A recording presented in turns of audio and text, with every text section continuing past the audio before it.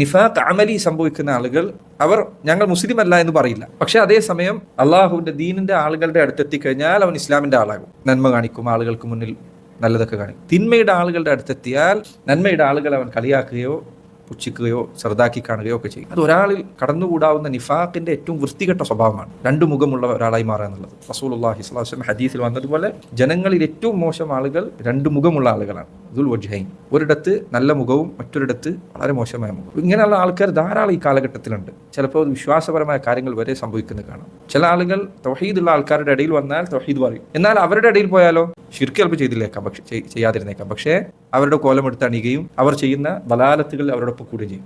ഇത് ഒരിക്കലും ഒരു മുഅ്മിനിന് ചേർന്നതല്ല. അവൻ എവിടെയാണെങ്കിലും സ്വരീഹായിരിക്കണം. ഇത് ചില ആളുകൾ കാണാറുണ്ട്. ഇപ്പോൾ ഉദാഹരണത്തിന് കുടുംബത്തിൽ ചെന്നാൽ വല്ല ടൂറിനോ മറ്റൊക്കെ പോയാൽ അപ്പോൾ മ്യൂസിക്കിൽ ഇരിക്കും, ഡാൻസ് കണ്ടാൽ അതിൻ്റെ ഒപ്പം ഉണ്ടാവും. ഇതേയാൾ തന്നെ ചിലപ്പോൾ നല്ല ആൾക്കാരുടെ ഇടയിൽ വന്നാൽ അവരുടെ കോലത്തിൽ ഇങ്ങനെ ആവരുത്. നിങ്ങൾക്ക് രണ്ട് മുഖം ഉണ്ടാവരുത്. ദീൻ്റെ മുഖം എല്ലായിടത്തും ഒരേപോലത്തെ. അള്ളാഹുവിൻ്റെ ദീൻ മുറുകെ പിടിക്കുക. അത് ഉമർ ഇബ്നുൽ ഖത്താബ് പറഞ്ഞതുപോലെ ലാ തകുൻ ഇമ്മഅതൻ, നീ ഒരിക്കലും കൂടിയാകരുത്. എൻ്റെ കൂടി എന്ന് പറഞ്ഞാൽ ജനങ്ങൾ നോമ്പെടുത്താൽ ഞാൻ നോമ്പെടുക്കും, ജനങ്ങൾ നിസ്കരിച്ചാൽ ഞാൻ നിസ്കരിക്കും. അങ്ങനെ ആവരുത്. എവിടെ നിന്നെ കൊണ്ടുപോയിട്ടാലും ഒരു മുഅ്മിൻ അൽ മുഅ്മിനു കൽ ഗൈസ് ഐനമാ വഖഅ നഫഅ.